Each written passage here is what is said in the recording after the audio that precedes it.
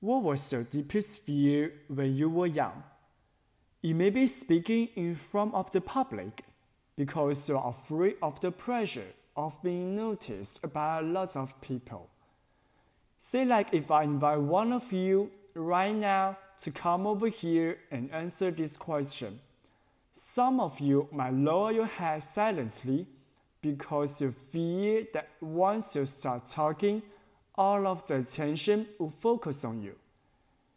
It may also be any kinds of examinations. Some qualifying exam with long test intervals or the college entrance exam that has been repeatedly emphasized that you only get one chance, which could only make you feel more frightened by the uncertainty brought by the exam. Recall your childhood. How did you overcome this challenge of fear when you faced with them? Since ancient time, the nature of human is to escape when confronted with fear. Because in the past, fear often meant danger, and danger often meant death. But now, fear doesn't necessarily represent danger. It represents opportunity to challenge yourself again and again. Just imagine if you take the bold step to introduce yourself at orientation party, will you get more lifelong best friends? If you dare to campaign for the leaders of the club, will your ability be better training? For me, spoken English and doing public speech were the two things I feared most when I was young. And I often fantasized that if my spoken English could be bettered, would I get more opportunity to further study and develop? So, today, I want to share with you how I overcome this challenge of fear in the process of learning spoken English. When I first entered senior high school, my English was so poor that my score was almost at the bottom of my class. My English teacher even formed a WeChat tutoring group for us Bolton students, and specifically asked a teacher to correct my English pronunciation. But it didn't seem to be of much practical help, because I'm still afraid of being laughed at by my friends. When I mistakenly pronounced bully as Bali, referred to the similar Chinese pronunciation, at that moment, I seemed to be bullied by everyone's laughter. And when I tried to imitate the standard British or American accent, friends also laughed at me because of my seriousness and my slightly funny tone. You are not a native English speaker. Why did you deliberately imitate their tone? I'm afraid of speaking English. I'm afraid that there are grammar mistakes in my sentences and that I can't reach the standard and perfect level.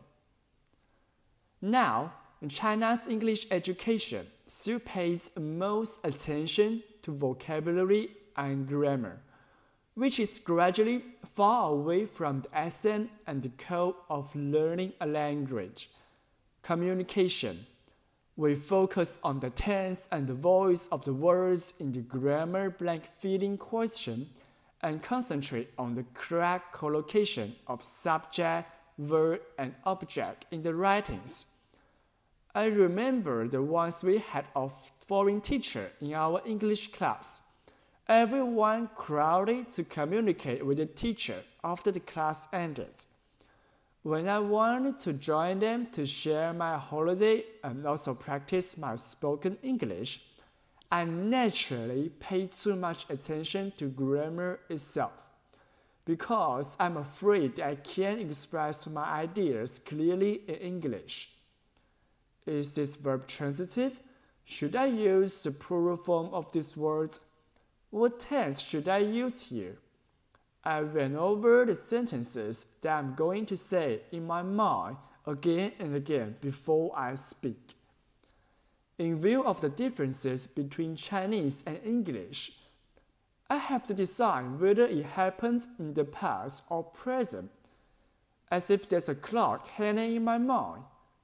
When I finally finished a little essay on my happy holiday, they had begun to discuss what to eat in the evening and already jumped to the next topic. In fact, this fear can accumulate over time, and as my opportunities slip away every time, I just choose to give up and think, I better speak Chinese. That's when I realize this fear has messed me up.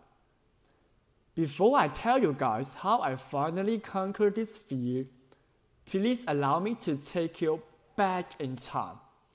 Relax, I know maybe most of you have never had such experience before, but don't worry, I will walk you through it. There's a Chinese poem, you could not know the shape of the mountain when you stand on it. What it means is that sometimes we just need to stand outside of the problem to understand the problem itself. So, let's get onto the time travel machine, and this was me 10 years ago, who was afraid of speaking English. Why so spoken English is so poor? Because I'm afraid of speaking English. Why are you afraid of speaking English? Because my spoken English is so poor. Well, it seems that I have already fallen into such a strange trap over and over again, and finally into a vicious cycle. I dare not to speak English, so my spoken English is out of practice. And because I'm afraid of being laughed at by my poor English, I dare not to speak English. Yet there are tons of non-native English speakers in the world who are able to speak fluent English. Does that mean that they are born to be language learning experts? Of course not. They all may encounter similar fear. They all may have such experience like being ridiculed of others and afraid of speaking English. So, what we need to do now is to look for a breakthrough point and break this vicious cycle. And the breakthrough point is our fear. The only thing we have to fear is fear itself. The best way to escape a problem is to solve it. And then I realized that every time when I have mistakes in speaking English, the friends around me always conveyed me some kinds of signals. These signals could be laughter or awkward silence, or the expressions on their faces as if they are watching a fool.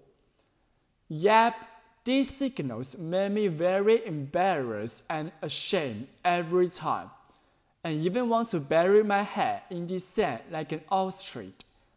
However, these signals also help me to find out the words that I've pronounced inaccurately and the place that did not express clearly enough. In other words, isn't this automatic spoken English guidance? Once I change my mindset, this fear, although it doesn't just vanish suddenly, it gradually turns into the spark that ignites my passion to learn new knowledge, to overcome myself, to become better, and to step out of my comfort zone. I take that vicious cycle and change it into a nice cycle by changing my way of thinking, by giving myself positive feedback continuously. Fear is not evil. It teaches us what our weaknesses are. And once we know that, we can become stronger. It is precisely because of fear that we can find out our shortcomings and space for growth. Lang Lang played piano endlessly and suffered great pressure from his father when he was young. He even didn't touch the piano for 3 months during a period of time. But in the end, he faced his shortcomings, continued playing the piano, and kept high-intensity training. Now, he's a successful pianist. Although Ma Long became famous at his young age, his consecutive failure to reach the final of World Table Tennis Championships has once become his nightmare. If he was beaten by the fear of failure, fell into self-doubt, or even retired, can we still witness the legend of Ma defending the Olympic Games men's singles champions at the Tokyo Olympic Games? When I realize this fear becomes my motivation to learn English, fuels my passion of speaking English. I'm eager to get more opportunity to communicate with others in English, because I know that every friend's laughter or confused expressions could help me to find out more problems, more grammar and pronunciation mistakes.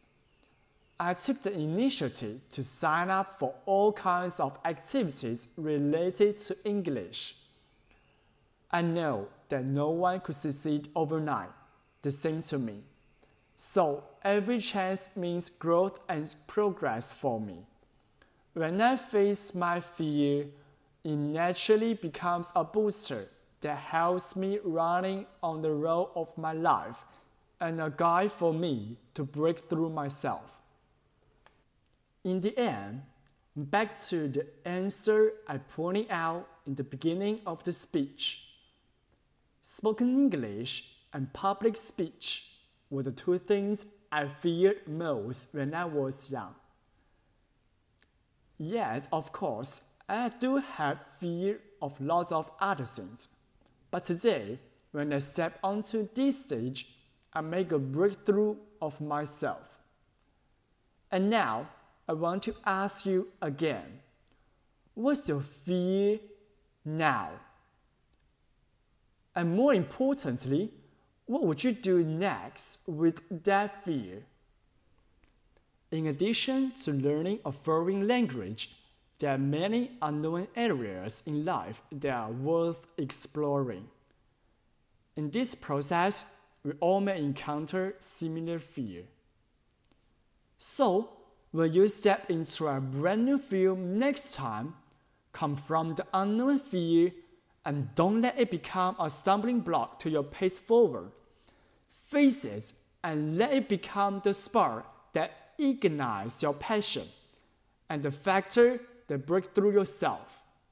Using the new points of view to inspire yourself, and eventually these brave actions will influence ourselves and the people around us. Thank you.